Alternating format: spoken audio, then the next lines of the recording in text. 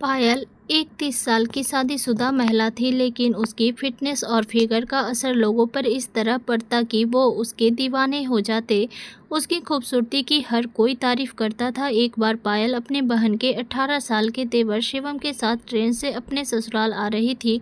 Train के जिस डब्बे में वो दोनों, उसके अलावा और कोई नहीं था। रात के ठंडे सफ़र में शिवम इस तरह से उसके साथ व्यवहार करेगा, उसने कभी नहीं सोची थी। ठंड के कारण पायल उसका कोई विरोध नहीं कर पाई, तो वो धीरे धीरे उसके नरम अंगों को सहलाने लगा। कुछ समय बाद उसने पायल के अंगों को हल्के से दबाना शुरू किया और फिर उसके कपड़ों को धीमे से ढीला करके उसके नाजुक अंगों में उंगलियां फेरने लगा। फिर अचानक पीछे से उसने अपना नमस्कार दोस्तों, स्वागत है आज की इस कहानी में। आज की कहानी बहुत ही रोमांटिक और प्यारी होने वाली है, तो कहानी को शुरू करने से पहले आप लोग हमारे चैनल को सब्सक्राइब कर लें ताकि आगे भी आप ऐसी ही कई कहानियां सुन पाओ। तो दोस्तों, ये कहानी एक 30 साल की महिला और एक 18 साल के लड़का की है, जो ट्रेन के सफ़र में चलते चलते एक दूसरे से बेहद प्यार करने लगते हैं। तो चलिए कहानी को शुरू करते हैं।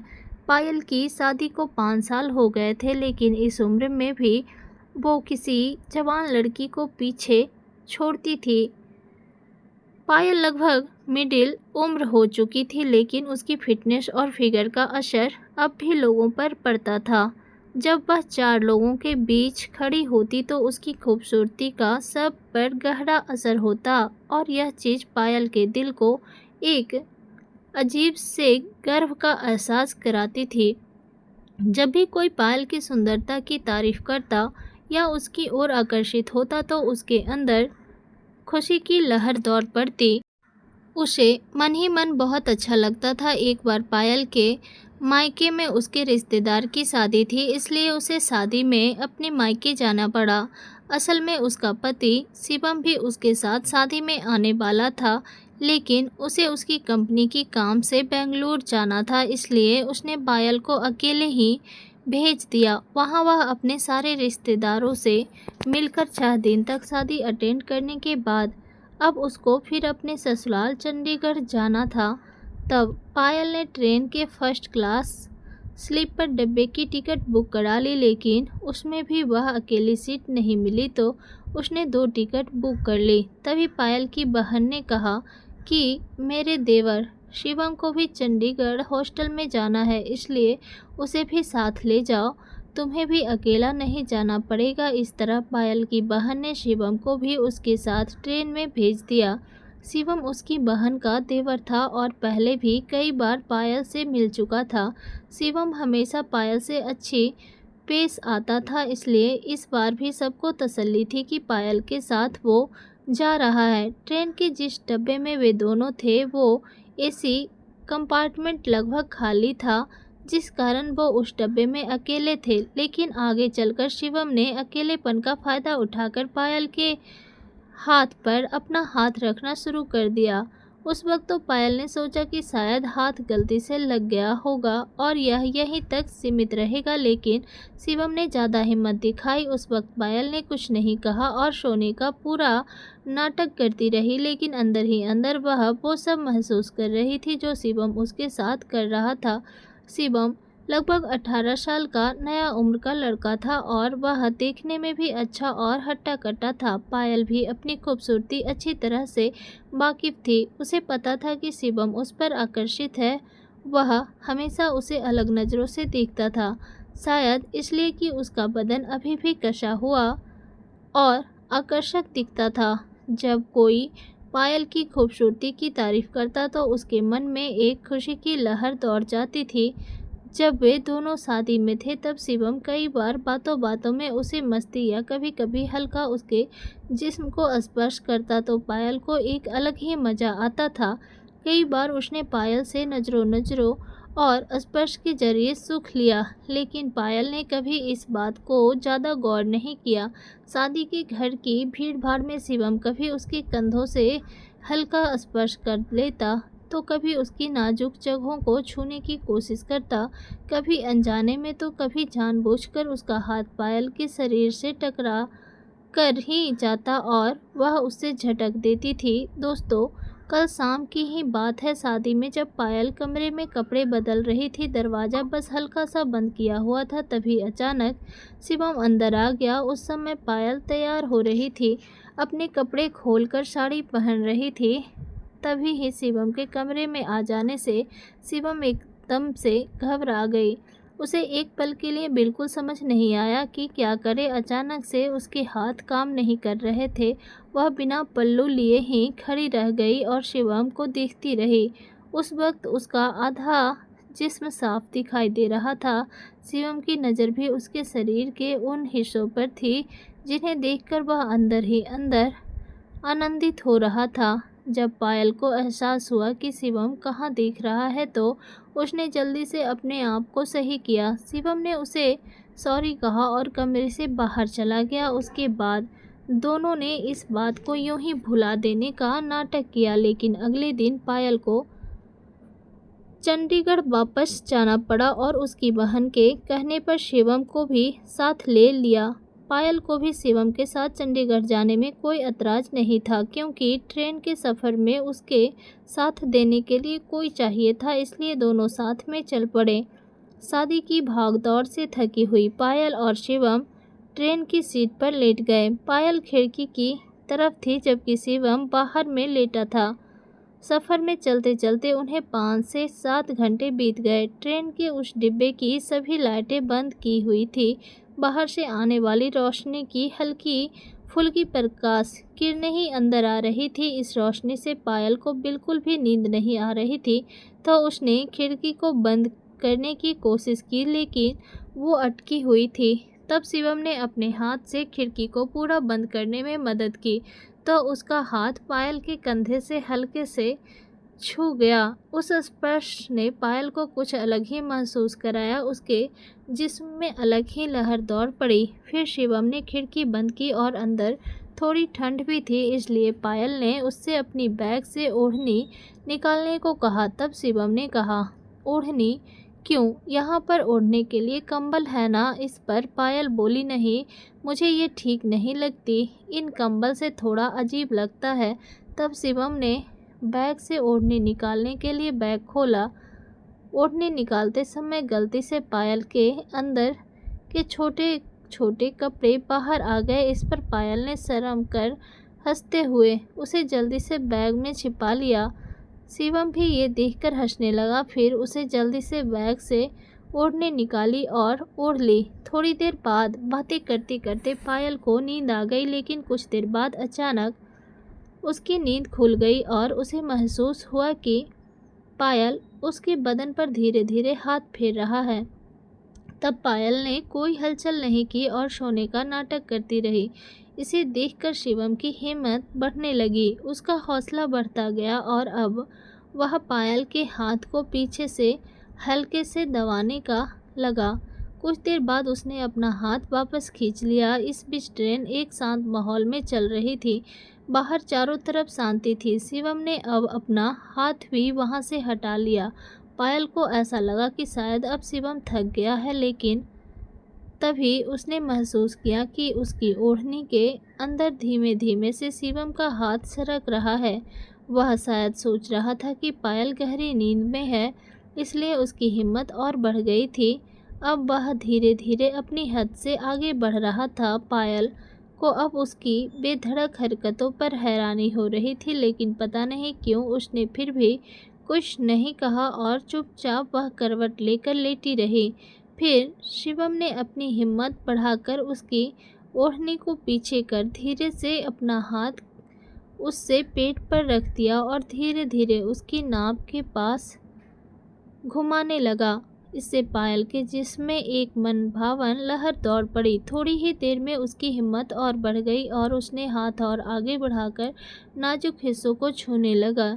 पायल अब पूरी तरह अपने नियंत्रण से बाहर थी। वह बिना किसी झिझक के अब उसके गाल को सहला रहा था। पायल हैरान रह गई थी। उसे कुछ करने का मन हुआ, लेकिन फिर भी उसने उसे नहीं रोका। ये उसे बिल्कुल समझ नहीं आ रहा था। शायद उस वक्त उसे भी उसका स्पर्श अच्छा लगने लगा था, इसलिए उसने कुछ समय रुककर उसकी आगे का प्रतिक्रिया का इंतज़ार किया। जब पायल ने कोई विरोध नहीं किया तो शिवम धीरे धीरे उसके नरम अंगों को हल्के से सहलाने लगा।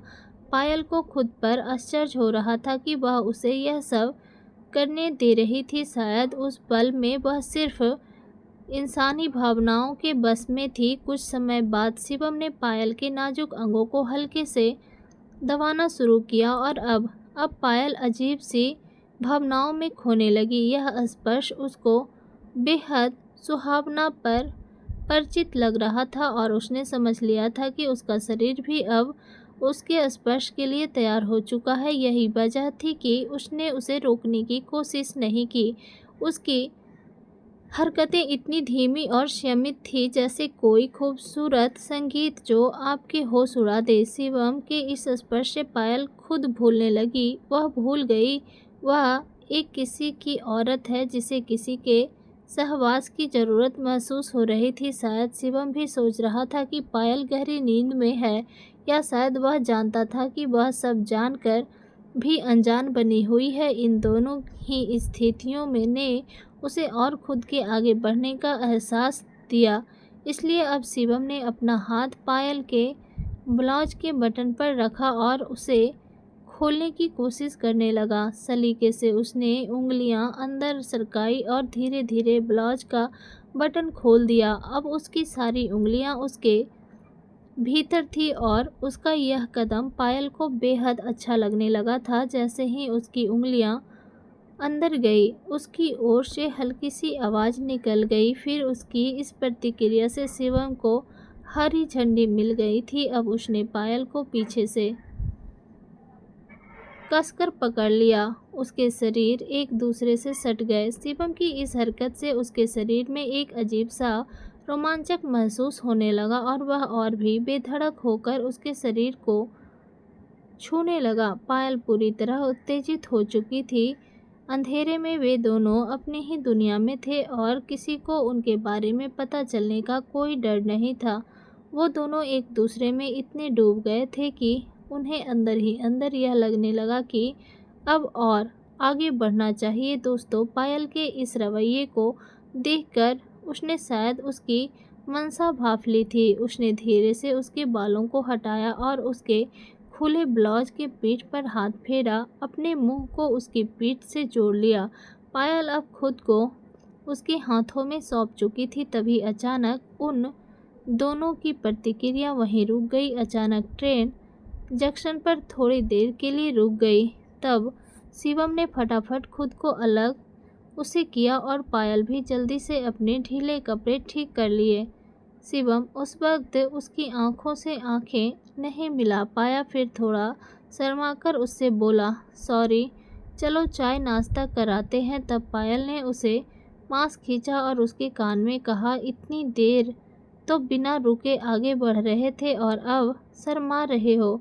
फिर शिवम कुछ नहीं बोला और बाहर जाने लगा। उसके पीछे पीछे पायल भी आ गई।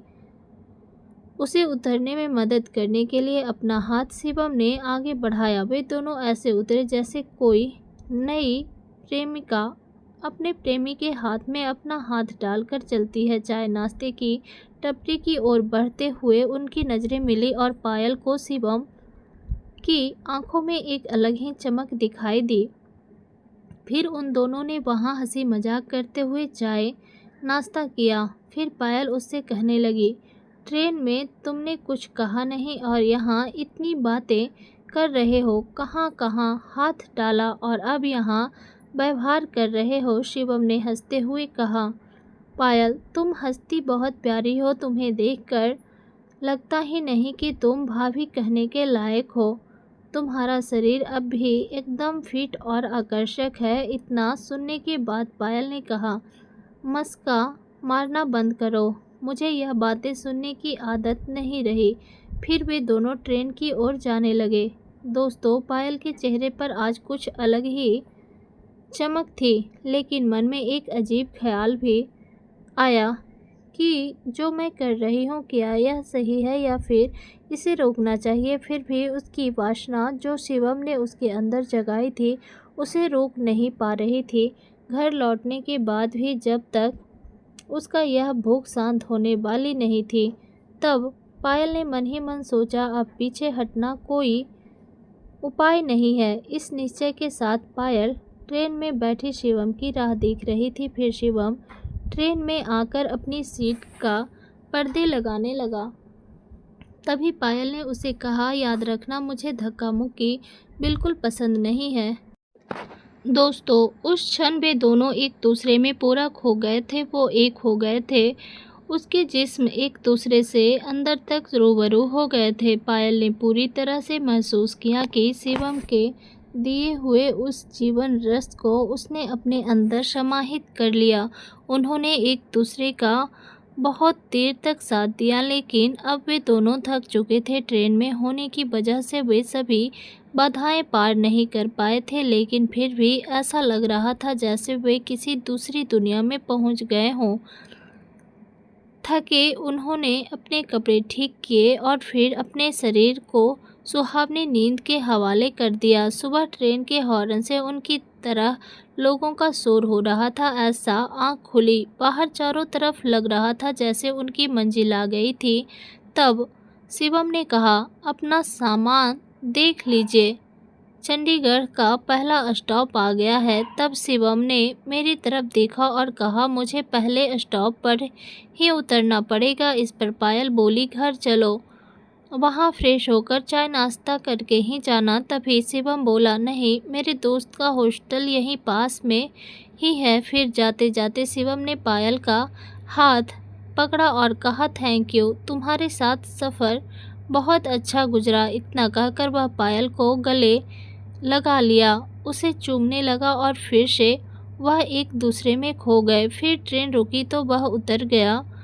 उतरते समय पायल ने उसे उसकी पढ़ाई के लिए बेस्ट ऑफ लक कहा और फिर वह हल्की मुस्कान देकर चला गया। तब पायल ने मन में हल्की सी बेचैनी थी, लेकिन उस पल को जीने की संतुष्टि ने उसे मन में शांति दी। थोड़ी देर बाद पायल अपने स्टॉप पर पहुंच गई। घर पहुंचते ही उसके मन में अलग अलग विचारों का सैलाब उमड़ने लगा।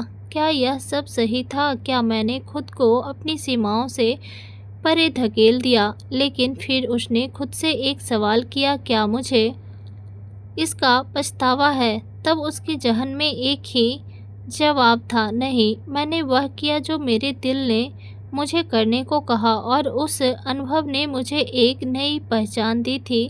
शिवम के साथ यह सफ़र पायल के लिए खुद और अपनी इच्छाओं को जानने का एक जरिया था। इस अनोखे अनुभव के बाद पायल ने एक गहरी सांस ली और उस सफ़र की मधुर यादों को अपने दिल में संजोते हुए अपने जीवन को नई राह पर आगे बढ़ाने के लिए तैयार हो गई। दोस्तों, आप लोग कमेंट में बताएं कि पायल ने जो कुछ किया क्या वह सही था?